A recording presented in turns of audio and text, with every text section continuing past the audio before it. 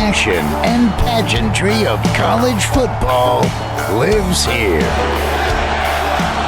This is the Paul Finebaum Show, Hour 2 podcast. This might be college football heaven. We are back. Second hour is live. We'll go to Mississippi State in a few minutes to talk to one happy head basketball coach after last night. More of your phone calls. We'll head back to New Orleans as well. Get an update now that the Big Ten SEC conference meeting is over. Neither commissioner saying very much. We'll get an update on that coming up here in a few minutes. Trey is up next.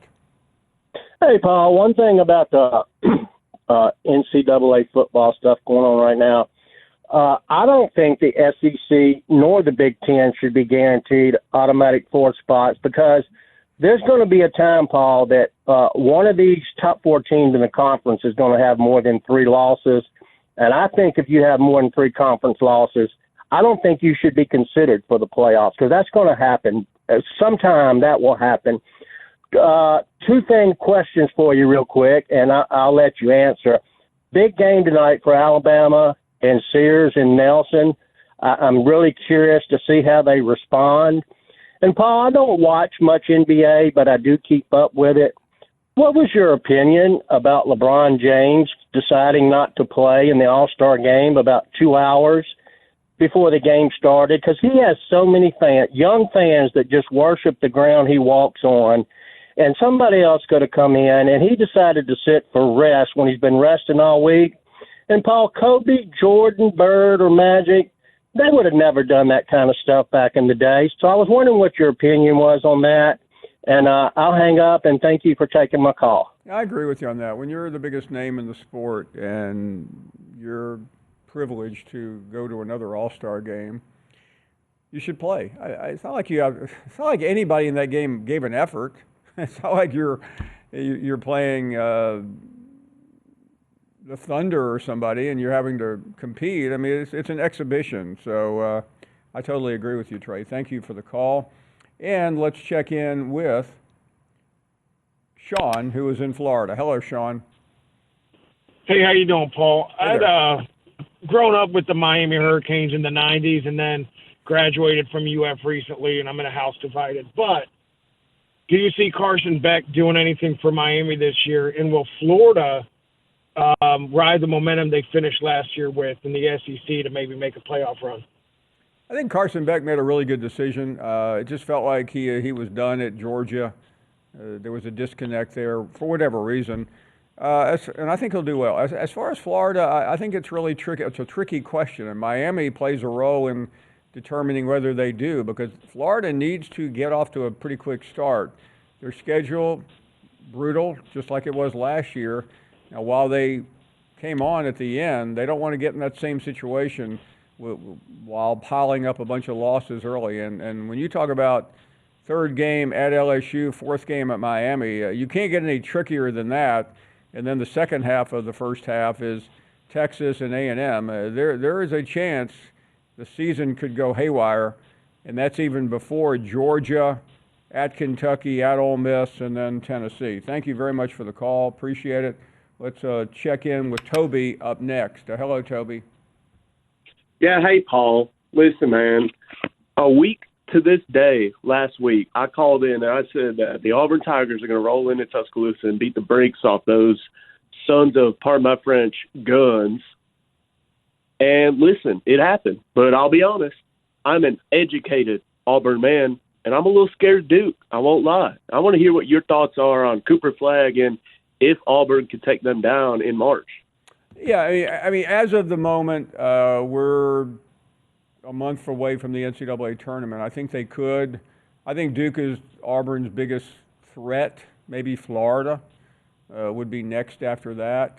Alabama is definitely, you have to hold your thoughts on them until they can get out of this current malaise. No, I mean, I don't believe in Bama because, listen, Janai Broome, I mean, that boy's still healing. He got hurt. He's still healing. He's not 100%. He's still playing like that. And I think Cooper Flagg is definitely the second best player in the country, but Janai Broome is the first. And I think he could carry us to the Final Four and win us a championship. Toby, I agree. And part of the reason I agree is that Auburn has so many different weapons, as we saw Saturday afternoon in Tuscaloosa. Thanks for the call. Appreciate it. More talk from Jerry, who is in Tennessee. Hello, Jerry. Hey, Paul. Listen, man. Hello. Hey, good afternoon. Hey, this is Jerry, Maryville, Tennessee. Wonderful. I've been watching your show for a while. I'm a first-time caller. Thank you. I'm really upset about this playoff situation. I think you got to win your way to the playoffs. I'm not for a guarantee. I'm a big SEC fan, but I think they need to win their way. And number two, I don't like buys either. I think that's a great advantage. That way you don't have somebody playing, getting hurt, and all of that sort of thing. So I think you need to play your way to get there, and I think you need to play your way to win. Well, Jerry, thank you. That's what I got today. Appreciate you taking my call. Yeah, I mean, it's going to happen whether we agree or not, but there is an unusually large number of criticism from SEC fans for what is currently going on in New Orleans. David Hale was with us yesterday, and he opined how surprised he was. And again, these are callers to a show, but I feel like the callers to this show, especially the last one and others, are pretty representative of how people feel randomly. And there's a lot of confusion about this. Although the argument on the other side would be it's a necessary evil to counter the 9 conference games and the difficulty of the SEC. Thank you for the call, Scott. Up next in Chattanooga. Hello, Scott. Hey, Paul. How are you? We are doing well. Here's an idea. Go to 64 teams like the basketball tournament. Start it in the beginning of December with 32 bowl games. Let all the conferences fight it out from late August to December. Then have the tournament with it finishing in mid to late January. I mean, that makes sense to me, instead of going through all this baloney with what they're doing now. You know, Scott, the real problem right now has become the conference championship games, and now you're hearing proposals, and that's all they are, of having 3 or 4 different games on that final weekend, a play-in game, a championship. I don't know if the public is going to buy that. Okay, well, I just had a thought. So well, it's an interesting thought. Probably not going to happen, but it's a pretty good idea, though. It's better than going back to pre-1960 boundaries. Why don't we continue? Billy D is up next. Hey, Paul, what about them dogs? Who let them out last night? That was wild. Yeah, we have Coach on in a few minutes. Fantastic. Can't wait to listen to them. Yeah, I mean, the last time they went to the Final Four was, what, 96? Right? Yeah, well, who was that? Richard Williamson was the coach? Yeah, man, I had class with Eric Dampier and Dante Jones. Oh, wow. I remember that very well. I was taking a course with those 2 gentlemen. Kentucky was also in that Final Four. Yeah, that's kind of what, got me all, big into, Mississippi State basketball. It's not so much football, but, we definitely got the basketball. We're feeling pretty good about that, and I just, hope to stay that way. Yeah, it was just, last night made me, hope and pray that, let's try to get back to that Final Four. That sounds great to me. Well, hey, Billy, we'll talk to the coach in a few minutes. We appreciate your call. We thank you for being here. We got a long way to go on a cold, snowy winter day here in the South, and we're coming right back. You're listening to the Paul Finebaum Show podcast. And we are back, and we'll talk to the head coach in just a few minutes. Chris Chan's big win last night, and more action tonight. And we'll continue with your phone calls if you want to give us a ring, 855-242-7285. A surprisingly large number of you have been critical of what the SEC is doing, along with the Big Ten, in getting more than likely 4 automatic qualifiers beginning in 2026 and beyond. It's probably going to be a 14, maybe a 16 team. I would have thought maybe more people would just go along to get along, but apparently there is a lot of resistance, even in the SEC footprint, about what has been going on in New Orleans. We'll head down there in about an hour. Very little conversation afterwards from the two commissioners. You would expect that. Very similar to what happened in Nashville in October. The commissioners did not do a lot of talking. The biggest reason they didn't say very much to the reporters, who probably wasted a lot of money going down there getting very little in return, is that there is a meeting next week in Dallas with the CFP commissioners, and I think both commissioners of the SEC and Big Ten felt it would be wise to hold their fire until they meet with their counterparts, and then they can have a conversation. Let's get back to the calls here, and Walter is calling next. Hey, Walter. Hey, Paul, how you doing? We are doing great, thank you. Do you think Alabama basketball schedule, do you think they'll win the rest of their games or lose a couple more games? I think Alabama has a few more losses. One could happen tonight. I mean, their schedule is pretty difficult when you consider they have to go to Auburn. They have the game tonight. I think they have Kentucky somewhere on that list. So I wouldn't be surprised at all if they dropped a few more games. Do you remember me, Paul Brown, the one that got hit by the car of 2019? You remember that? I do remember that. So Walter, help us remember how are you doing right now? I'm doing okay. I had to have surgery on Tuesday. I had surgery on carpal tunnel surgery Tuesday. I'm doing okay. Well, I'm glad to hear that. So, how much after the surgery? What type of recovery do you have? I just exercising and taking it easy. Hey, Paul. That's Mama talking. Oh, well, hey there, Mama. What's going on? Where are you, Walter, in Alabama? In Prattville. Prattville, okay. Prattville. That's right. I'm 93 years old. My mama's 93 years old. 92. By the way, Prattville is where I believe I-Man lives. I mean, he lives in Montgomery, I think. Well, yeah, but I think now Prattville is north of just north of Montgomery, isn't it? Yeah. I mean, I should know that. I've been there. I'm just trying to get my Alabama geography. But that's a really nice area. Are you taking care of your mom today? Yeah. Do you think Alabama's going to win tonight? I am not overly optimistic.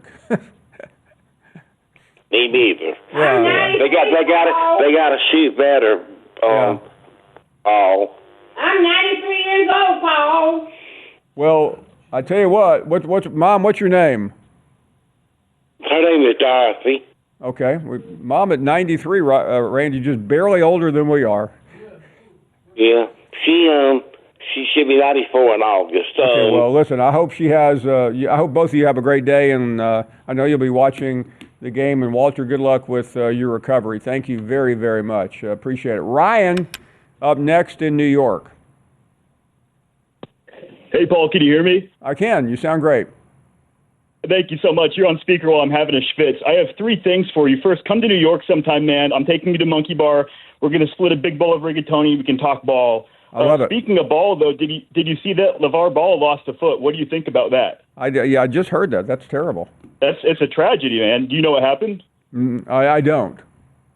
Okay, well, I'll wait and see then. I guess I was hoping you knew. Okay. Number two, who do you have in the Alabama game tonight? I'm a little worried that the Tigers' speed's going to get to them. Yeah, I mean, I agree. I am not a prognosticator. I thought Alabama would beat Auburn the other day, so you don't want to listen to me. But I think right now this is a tough comeback for the. I mean, Alabama played very well last week in Austin, so I mean they're capable of going on the road. They won in Arkansas, but I just think this is coming out of that shattering loss. I think this will be very difficult for them.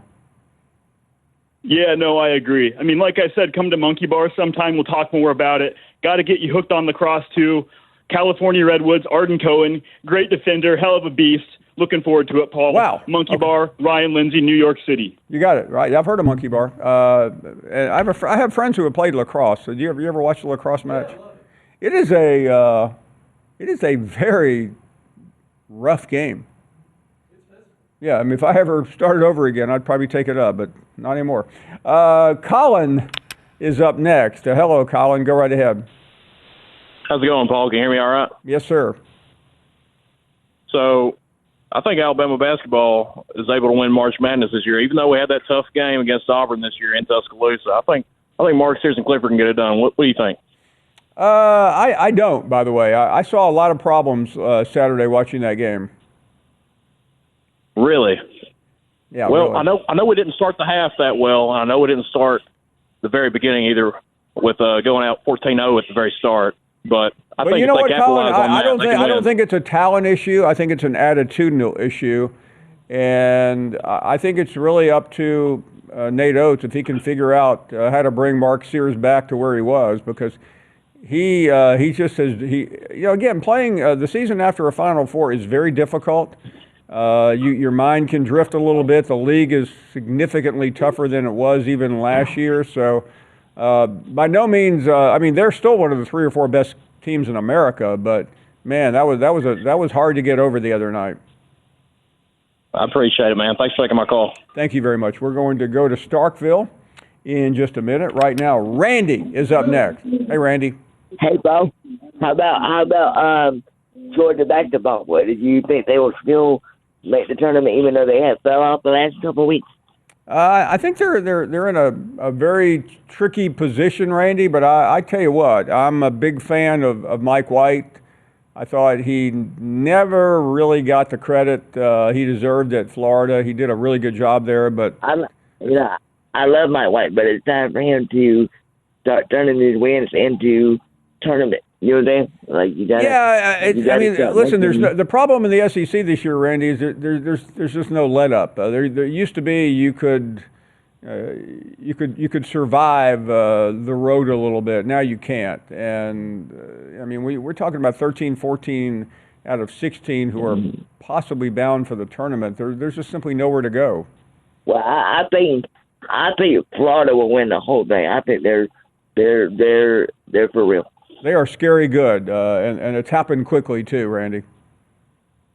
Yes, well, I enjoy March Madness, and I think it's going to be a good tournament. I think Duke will be good as well. Yeah, no, Duke's. They got this phenomenal freshman that everybody still is gaga over. Tim is up next in Kentucky. Hey, Tim. Hey, how you doing? We are doing great. I just wanted to see what you thought about the new coach for Kentucky, Mark Pope, and just kind of wanted to see what you thought about how. I know he's won some big games. I think he's lost some that we shouldn't have. But what you're looking for in the future for him? And I'll get off here and just. Well, thank you. There's probably very few topics I like more than Mark Pope, because I just thought he was one of the boldest hires by Mitch Barnhart. It clearly wasn't the first or second, maybe even the third or fourth choice, but in many ways it was a brilliant choice, because what Kentucky needed was a coach not so much with a big name, not a coach with a big resume, who had been to the Final Four, who had won a championship like Drew had, but someone who could bring that fractured fan base back together. And Mark Pope has done that. For all of the tug of war over Calipari, and there's no disputing he's a Hall of Fame coach, but there's also no disputing he had lost the fans. It was about him. It was about his brand. It wasn't about the University of Kentucky. And there's not a prouder fan base in the country, really, for any sport than UK. And Mark Pope has instilled that back into the people of that state, who have been through so much, currently going through a lot right now with the terrible flooding and the bad weather. It just seems like Kentucky has been on a rough streak lately. So I'm thrilled with what I've seen. If he can cobble a few more wins together, maybe get a decent seed, I think he can get out of the first weekend in the tournament. Hey, thank you for the call. We really appreciate it. We are going to continue talking about college basketball in a moment. We'll get back to the CFP a little bit later on with a live report from New Orleans. Big win last night in Starkville. Chris Jans joins us next. You're listening to the Paul Finebaum Show podcast. And we've been talking about the big win last night in Starkville, and Chris Jans primed to go to yet another NCAA tournament. It will mark 3 in a row since he has arrived in Starkville, but not yet. Chris Jans joins us now. And Coach, congratulations. I realize there's a long way to go, but that had to feel good last night. It did. We hadn't won a big game at home in this season, and our fans certainly wanted it.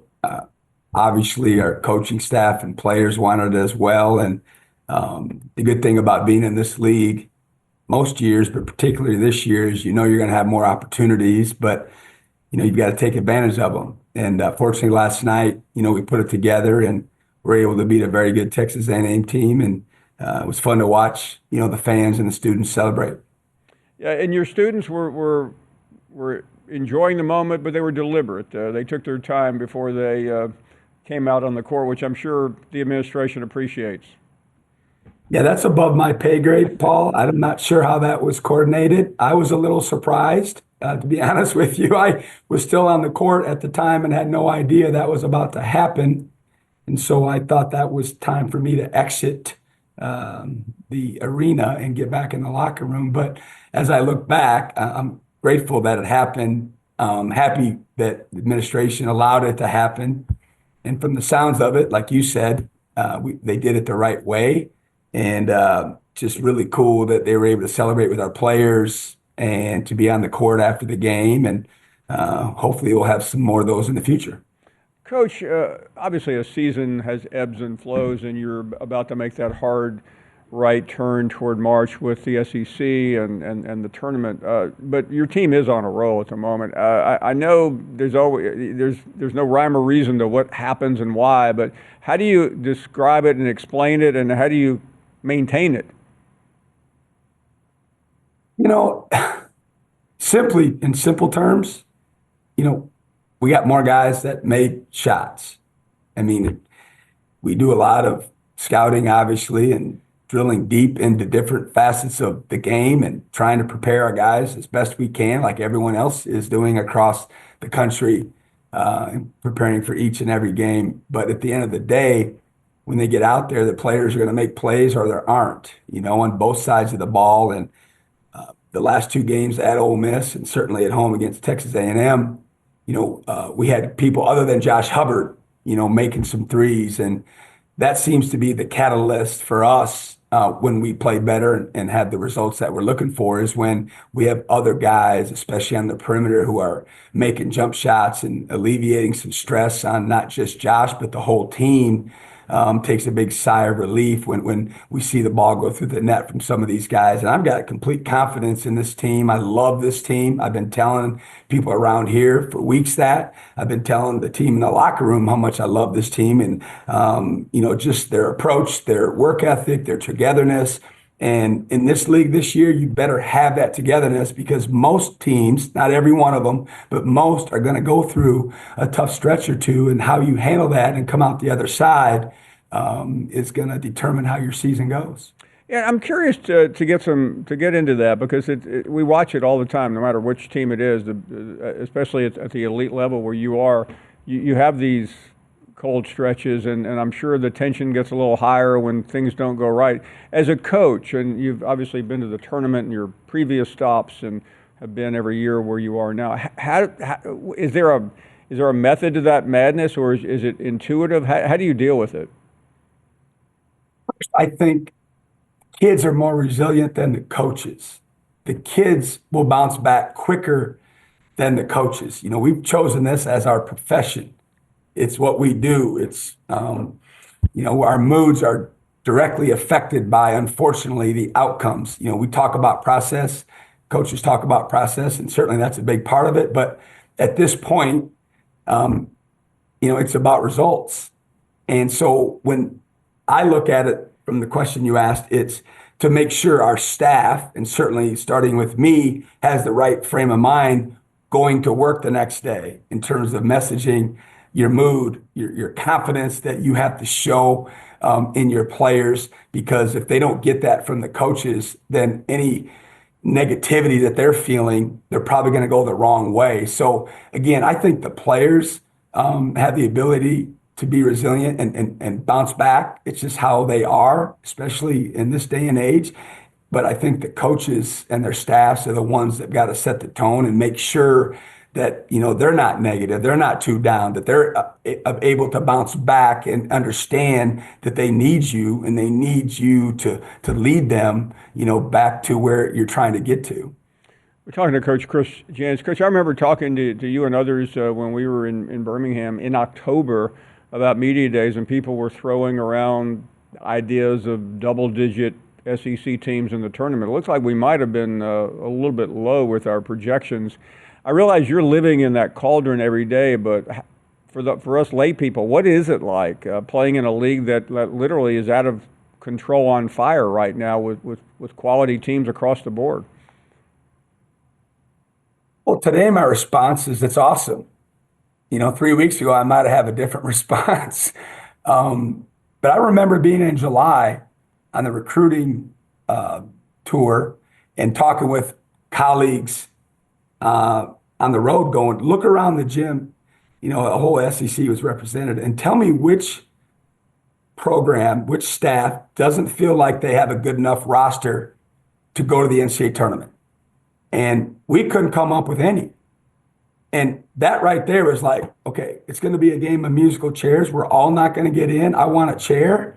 But there's going to be some really good teams that don't go to the tournament because of just how good the league is. But at the same time, who knows how it's going to shake out. It's still a lot of basketball to be played.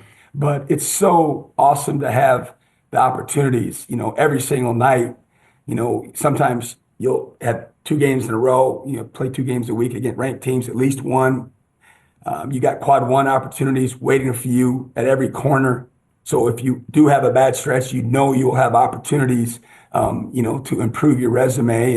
And who knows, what next year will bring. But I know it's awesome to be a part of it. And I think the kids love knowing that they're playing in a borderline potential historic conference schedule this year. And certainly we bring it up all the time about they get to play against the best. It's what you've always dreamed of.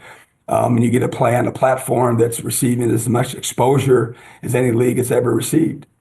Coach, you had that memorable run in your final year at New Mexico State, getting to the round of 32. You've been in the tournament your 2 years. We live in a tournament-centric era of college basketball. Maybe we always have, but it's just a little bit different today. But what does that mean to a program like Mississippi State, who is, I know you're not there yet, but you're on the verge of 3 straight tournament bids? When we arrived, that's the first thing that I talked about at the press conference. And, we're going to build teams each and every year to make the NCAA tournament. And I'm not here to build a program. Some people didn't like that. They maybe were offended by it. And obviously, when I'm to say that, just because I'm not saying we're building a program doesn't mean we're going to have great standards of expectations every single day and, have a culture of how to do things at the elite level. That's all part of it. But I just always dreamt of being in a league like this where you didn't have to win the conference tournament.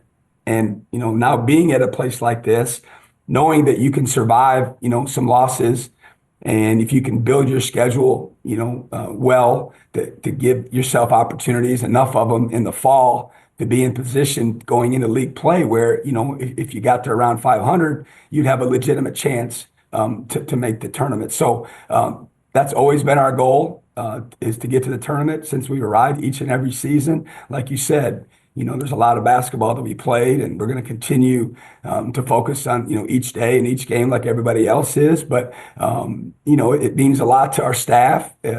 We feel like, our attendance, our interest, our crowds have gotten better and better every year. This year, other than maybe a single game, every time I drive up, hour and 45 minutes before the game, there's people, already in line for the games, or letting people in earlier than they used to. And there's just a buzz about it. And, it's fun to be a part of it. Well, Coach, congratulations. I know nothing has happened yet, but you're getting very close. And we will be excited to see you again very soon as the season turns toward March. Chris Jans joining us from Starkville after another major win over a top 10 team last night. We'll take a very short break, more, and then a trip to New Orleans to find out what happened today at the meeting between the Big Ten and the SEC. You're listening to the Paul Finebaum Show podcast. And we welcome you back. Certainly a lot on the agenda today. The big meeting in New Orleans. We had Dan Wetzel on. We'll have Heather Dinich. So what is it really all about for those of you just joining us? You have the Big Ten coaches and SEC coaches and ADs that were there on Monday and Tuesday. Today, even more conversations. And what they are trying to determine is the future of college football. More than likely, they are going to agree and push some sort of 14, maybe 16-team CFP. We've only had 1 year of the current construct, very likely to go out the window after this current year. They want to do away with buys. No, excuse me, they want to do away with automatic buys for the top four, which this year, of course, had a convoluted setup where there were some grandfathered spots in there for various schools that really did not belong. They want to make it straight seeding, 1 through 14, 16, whatever it is, according to ranking, and no more of what we had. So I think that's where we are. Another thing on the agenda with the coaches and the ADs, going from 8 to 9 conference games. A lot of people have been opposed to this because it gives everyone another loss, or not everyone, but half of the league another loss. Some of the middle to lower tier schools have fought that, but that appears to be one of the trade-offs. So what do you folks think about it all? We'll get your reaction in the coming hours. Let's check in with AC up first. Mr. Finebaum, thank you so much. Thank you so much for taking my call late. You know, Big Ten and SEC, they're doing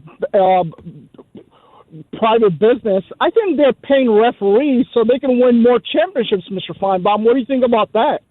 I think that's just typical nonsense coming from you, but we should come to expect that by now. No, it's not. No. You know, all those propaganda. I mean, AC, when was the last time you made a cogent point on this show? I'm sorry, what was that again? When was the last time you actually made sense here? I never make sense because I don't want to make sense. And if I make sense, someone has to pay me to make sense.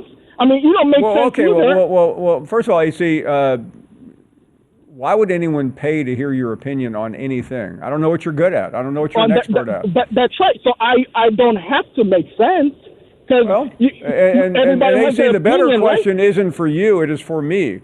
Why should I continue to listen to your phone calls? And I'll answer that right now by saying thank you. Matt is next in San Antonio. Hey, brother, hello, Matt. How you doing, man? I just wanted to give you guys some good news, comment on the game, spring football game, and a 9-game conference schedule. Yeah, what do you think? I found this guy. He might be able to help me get a job at this company. They pay for 15 to 16 to 14. I'm like, I can't do 16, man. $1, that's pushing the envelope for me. But I wanted to call and comment about the game, too. We just had a bad game, Paul. And it just happens, man. You usually have bad games, and just we had a bad game. You know, sugarcoating it. And I hope to see in the spring football game, I want to see better improvement, less penalties, and a better season this year. I think A&M will do that. I just want to see a little bit of improvement in the spring football game. And I actually like the concept of going to 9 games conference schedule. I just have a couple of questions I want to ask you. If we go to 9 games, what will happen to the rivalries? What happened to the Texas A&M rivalry? And is Georgia going to finally come to our house and no one has to go back to their house? What is your thoughts? Listen, I think we're going to 9 games, and the schedule will be a little more practical because you'll have more games. I think it gives everybody a chance to get to various spots every couple of years. I don't exactly know what the protocol will be, though. Let's continue with more phone calls here as we roll on, and Ulysses is up next in Memphis. Hello, Ulysses. Hey, Mr. Finebaum, it's me, Ulysses, calling from Memphis, and so I'm an Ole Miss fan, but I go to the University of Memphis, so I wanted to ask you about what you think about Memphis basketball so far, and if you think if we win out, do we have a good shot at the SEC, tournament? like championship. And then if you follow Memphis basketball, I don't know if you do, but by the way, Ulysses, I do follow Memphis. I grew up on Memphis basketball, so I follow it very closely. Really? Yes, I did. Okay. Do you? I know we just lost to Wichita State, but do you think I think we got a really good team overall. Yeah, it feels like this is Penny Hardaway's best team. I mean, I've been frustrated with him. Last year, I felt was a good turnaround, but it just feels like this might be the year. I grew up in Memphis for those that didn't know, and Memphis basketball when I was a kid was the center of the universe in that part of the world. Hey, Ulysses, thank you very much. Dwayne is calling next. Hey, Paul, before the hour go out, Paul, I want you to give me your top 5 assholes on this show. Give me your top 5. Well, Dwayne, do not repeat that. Don't say that again, okay? All right. By the way, hey, Dwayne, number one, Dwayne from New Orleans. No, I'm not. Okay. Who is your? Who are your top 5? No, I want yours. Yeah, one fool just got out of that Bangladesh. Yeah, he's definitely. Well, I don't even think he qualifies to be that. Hey, Paul, come on, give me your top 5, buddy. Okay, Randy, who are the top 5? You know what on the show? Fools. Give me your top 5 fools. Top 5 fools. Well, yeah, I mean, I don't even think AC deserves to be on any list because that means you've done, even if you've irritated people, you've still done something. He is like just like a rash that just won't go away.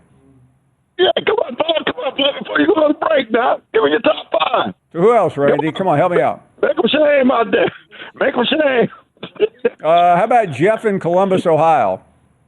Yeah. How about that other fool from Ohio? What's his name? Elliot.